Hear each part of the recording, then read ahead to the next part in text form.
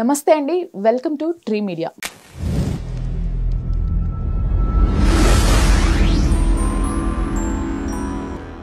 గురూజీ నమస్తే. అమ్మా హరే కృష్ణ. అసలు మీకు ఎందుకు బైబుల్ అంటే అంత కోపం?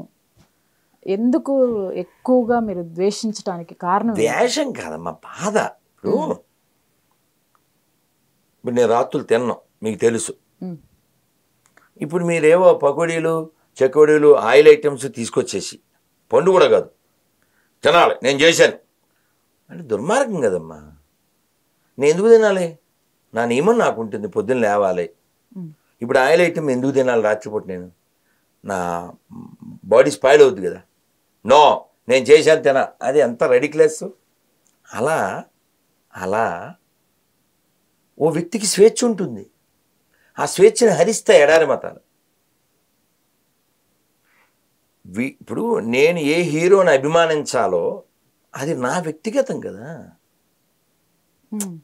నేను ఏ హీరోని అభిమానించాలో అలా దైవారాధన వ్యక్తిగతమైన విషయం. నువ్వేదో పుస్తకం రాసేసి ఎవడో 44 మంది తాగుబోతులు దాన్ని నమ్మాల్సిందే. మీకు వాయిస్ మెసేజ్ పెట్టాను. ఇప్పుడు గోదావరి జిల్లాలో అంటే ఏం గుర్తొస్తాయి? మర్యాద, ప్రేమ. యాండి తిన్నారా? ఆయ్ కాఫీలు తాగారా? టిఫిన్లు చేశారా? అలాంటి గోదావరిలో పుట్టిన ఆవిడ ఉందా? అది ప్లే చేస్తాను, ఇందులో ఉందనుకుంటా, ఇందులో ఉందిలే. మస్కట్ ఆవిడ ఎంత అందంగా మాట్లాడింది. ఏంటి అసలు అలా ఆవిడని ఎవరు దిగజార్చారు? ఇప్పుడు ఆవిడెవరు? నా పరిచయం లేదుగా. ఒక పరిచయం లేని ఆవిడ నన్ను అలా మాట్లాడగలిగి నన్ను తిట్టగలిగిందంటే, అసలు అంత పగబట్టగలిగిందంటే అది వాళ్ళు ఏం చెప్పుకుని ప్రేమ మతం. అది ప్రేమ మతం. ఓకే. ఒక లేడీ అంత దిగజారడానికి కారణం ఎవరు? వాయిస్ మెసేజ్లు పెట్టిందా? ఓకే. అంత దిగజారడానికి కారణం ఎవరు? నా వాట్సాప్ ఓపెన్ చేసి పర్లేదు ఉంది.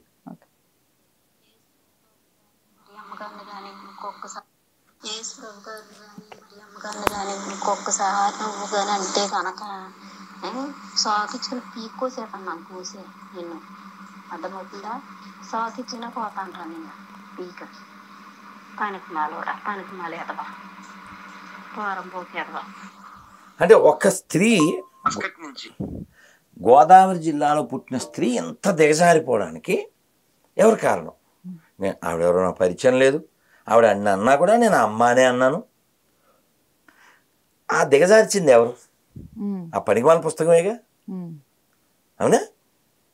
సో కాబట్టి వ్యక్తుల్ని కలిపేది కావాలమ్మా. అది ఏ పుస్తకమైనా పర్వాలేదు. ఇప్పుడు అకార్డింగ్ టు దెమ్, వాళ్ళ ప్రకారంగా నిన్ను వల్లే నీ పొరుగుని ప్రేమించాం, పచ్చాబద్ధం.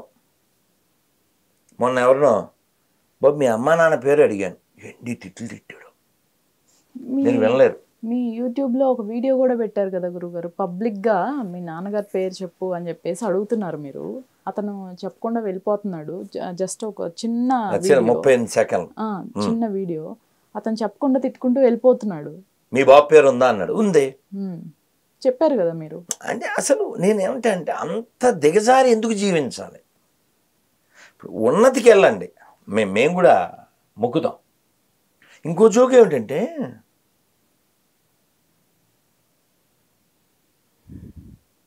వాడు ఎవరైనా మతం మారితే ఇక్కడ ఉండే అందరినీ ద్వేషిస్తాడు.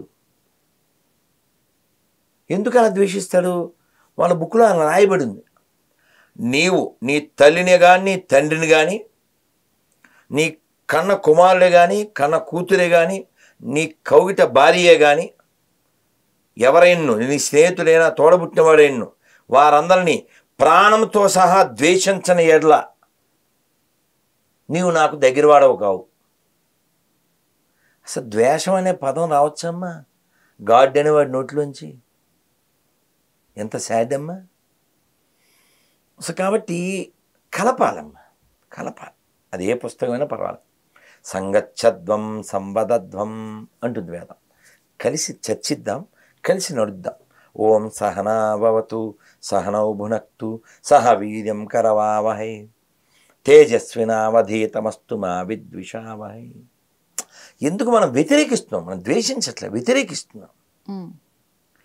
నాకు ఇక్కడ వేడివేడిగా ఫుడ్ ఉన్నప్పుడు నువ్వు నిన్న పొద్దున్న తెచ్చి తినాల్సిందే అంటే అది ఎంత దుర్మార్గం. అలాగా ఇక్కడ త్యాగంతో జీవించిన మహనీయులు పుట్టిన నేలలో పుట్టి అసలు ఎవడు పుట్టాడో తెలనోడిని మేము ఎందుకు ఆరాధించాలి? ప్రపంచ నాశనానికి పుట్టిన మతాలను మేము ఎందుకు స్వీకరించాలి? గుడ్డుంటే ఓకే, అంటే గాడిద గుడి తప్ప వెరుగుడ్డి ఎక్కడుంది? డొక్కా సీతమ్మ గారు ఎవరికైనా అన్యాయం చేశారా? లేదు. శ్రీభాష అపలాచార్యుల వారు ఎవరికైనా అన్యాయం చేశారా? విశ్వనాథ్ గారు, కె విశ్వనాథ్ గారు, నీకు ఇంకా ఇలా చాలా పేర్లు. వీళ్ళందరూ నరకానికి వెళ్ళిపోతాయని చెప్తాయి పనికి మన నడారి పుస్తకాలు. అందుకు వ్యతిరేకిస్తా. అని నువ్వెవడంటున్నా? నువ్వెవడు? నేను నమ్మకపోతే నరకానికి వెళ్తామని చెప్పడానికి వాట్ రైట్ యు హ్యావ్? ఆ పుస్తకంలో ఉంది, చెప్పేస్తాడు. అంటే ఇంగిత జ్ఞానం లేని వాళ్ళకే ఇసుక మతాలు. మళ్ళీ పార్ట్ 2లోకి వచ్చేసరికి మళ్ళీ గాడు మారిపోతాడు. ఏంటంటే వాడికి వీడికి బాబు అంటారు. ఎక్కడ రిలేషన్ ఉండదు, సంబంధం ఉండదు. అసలు మనకి ఎందుకు ఇవన్నీ? ఏమైనా ఉంటే నేర్చుకుందాం. ఏం నేర్చుకోవాలి అక్కడ? ఏం నేర్చుకోవాలి? ఎవరిని నమ్మాలి? మీ క్లారిటీలో మాకు ఎందుకు ఇవన్నీ? వాడు ఊరుకోడు అసలు. అసలు ఈ సిలువేయడం, ఈ గాడిద మీద తిప్పడం, ఉమ్మేయించడం, లేకపోతే నెత్తి మీద ముళ్ళకేరియటం, ఇవన్నీ ఎందుకు? అతను ఆ రాజ్యానికి వ్యతిరేకంగా పనిచేశాడు. ఆ రాజ్యంలో శిక్ష చేశారు 2 దొంగలతో పాటు. 2 దొంగలతో ఒక దొంగ. మనకేంటి అసలు? మనకి ఎందుకు అవన్నీ? ఎవడో ఎక్కడో చచ్చాడు, ఎవడు పుట్టాడో తెలదు. మీ నాన్న పేరు నువ్వు, మా నాన్న పేరు నేను చెప్పగలను, అతను చెప్పుకోలేడు. ఎప్పుడు పుట్టాడో తెలదు, ఎవడు పుట్టాడో తెలదు, మధ్యలో ఎక్కడ పోయాడో తెలదు. మనకి ఎందుకు అసలు? ఏం నేర్చుకోవాలి? అగస్త్యుడి కంటే ఏమో గొప్పడా?